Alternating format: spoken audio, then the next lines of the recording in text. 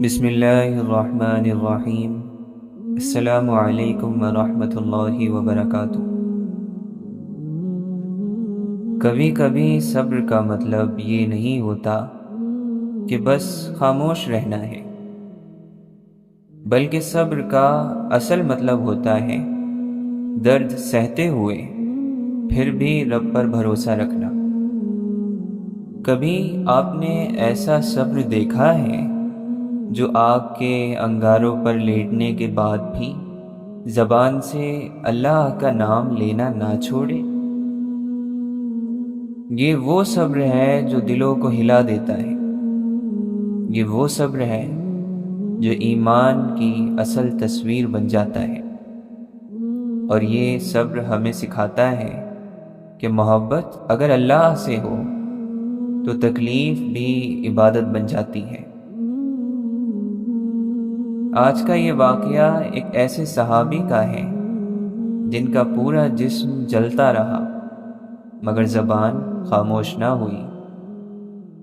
آج کا یہ واقعہ ان لوگوں کے لیے ہے جو خاموش روتے ہیں اور پھر بھی کہتے ہیں اللہ بہتر کرے گا۔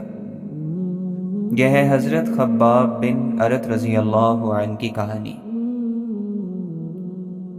حضرت خباب بن ارت رضی اللہ عنہ ان صحابہ کرام میں سے تھے جو شروع میں ہی اسلام لے آئے، لیکن وہ ایک غلام تھے۔ ان کے آقا قریش کے ظالم سرداروں میں سے تھے۔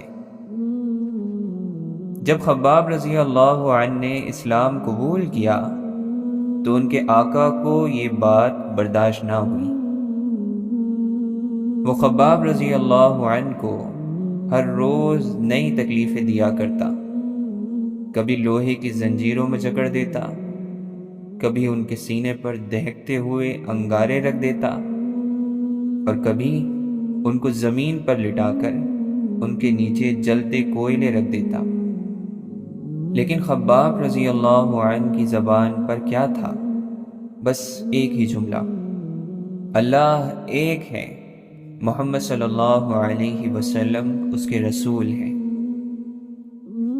ایک دن حضرت عمر رضی اللہ عنہ نے ان سے پوچھا، خباب، تم پر اسلام لانے کے بعد سب سے سخت وقت کون سا گزرا؟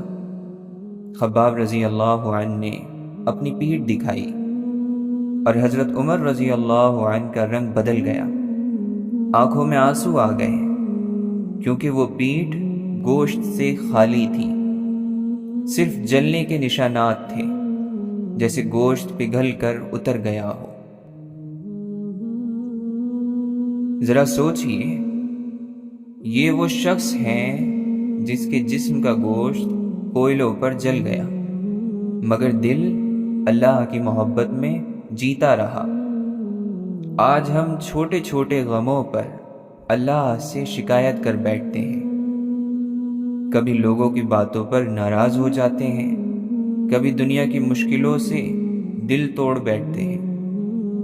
لیکن خباب رضی اللہ عنہ کی زندگی ہمیں سکھاتی ہے کہ صبر صرف برداشت کا نام نہیں، صبر اللہ سے محبت کا امتحان ہے۔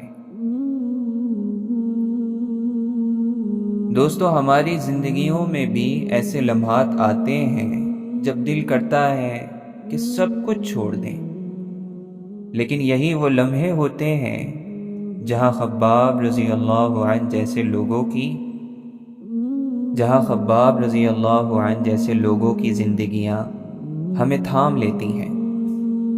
اگر ان پر دہکتے کوئلوں کا صبر آ سکتا ہے تو ہم کیوں نہیں ایک معمولی بات پر ضبط کر سکتے ہیں؟ یاد رکھیے، صبر صرف مشکلوں کو سہنے کا نام نہیں، صبر دل کو اس یقین سے بھر دینے کا نام ہے کہ میرا رب میرے ساتھ ہے۔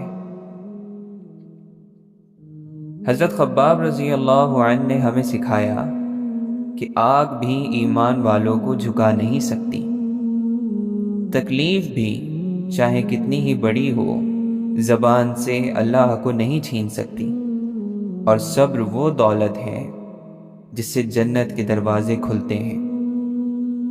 تو آج اگر تمہارے دل پر بوجھ ہے، اگر تم کسی آزمائش سے گزر رہے ہو، تو ایک لمحے کے لیے آنکھیں بند کرو اور خباب رضی اللہ عنہ کو یاد کرو۔ پھر دل سے کہنا، اے اللہ، جس نے خباب کو صبر دیا وہی مجھے بھی دے دے۔ ہم سب کی زندگیوں میں ایسے لمحات آتے ہیں جب صبر کرنا مشکل لگتا ہے۔ دل چاہتا ہے کہ بس سب ختم ہو جائے، دکھ تھم جائے اور حالات بدل جائیں۔ لیکن دوستو، حقیقت یہ ہے کہ دکھ صبر کا راستہ ہے۔ صبر کرنے والا شخص کمزور نہیں ہوتا، وہ اصل میں وہ شخص ہوتا ہے جس نے اپنے رب پر بھروسہ کرنا سیکھ لیا ہو۔ اللہ تعالیٰ قرآن مجید میں فرماتا ہے، ان اللہ مع الصابرین، بے شک اللہ صبر کرنے والوں کے ساتھ ہے۔ یہ آیت کسی کی کہانی نہیں ہے، کسی پرانی کتاب کی نہیں، بلکہ خود کائنات کے خالق کا ایک وعدہ ہے۔ جب تمہیں لگے کہ سب تمہارے خلاف ہے، تب یاد رکھو کہ تمہارے ساتھ اللہ ہے۔ اگر زندگی میں سب کچھ تمہارے حساب سے ہوتا تو تم کبھی اللہ پر بھروسہ نہ کرتے۔ کبھی کبھی صبر صرف چپ رہنے کا نام نہیں ہوتا، بلکہ خود کو سنبھالنے، ٹوٹنے کے بعد پھر جڑنے اور بار بار گرنے کے بعد اٹھنے کا نام ہوتا ہے۔ صبر کرنا صرف رک جانے کا عمل نہیں، بلکہ اللہ کی رضا پر راضی رہنے کا مقام ہے۔ جب کوئی ہمیں سمجھ نہ پائے، جب دنیا ظالم لگے، جب دل ٹوٹے، جب خواب چکناچور ہوں، جب سب کچھ ہو کر بھی سکون نہ ہو، تو یاد رکھنا، صبر وہ دروازہ ہے جو تمہیں بند لگتا ہے، لیکن اسی کے پیچھے اللہ کی سب سے بڑی رحمت ہوتی ہے۔ بس رکے رہو، جھکو مت، صبر کرتے رہو، کیونکہ صبر کرنے والوں کے ساتھ اللہ ہوتا ہے۔ آخر میں دل سے ایک دعا، یا اللہ ہمیں صبر عطا فرما، ایسا صبر جو ہمارے دل کو بھی سکون دے اور ہماری زبان کو بھی شکایت سے بچا لے۔ اگر یہ کہانی اور یہ باتیں آپ کے دل کو چھو گئی ہوں تو اسے آگے پہنچانا، شاید کسی اور کا دل بھی صبر کے نور سے روشن ہو جائے۔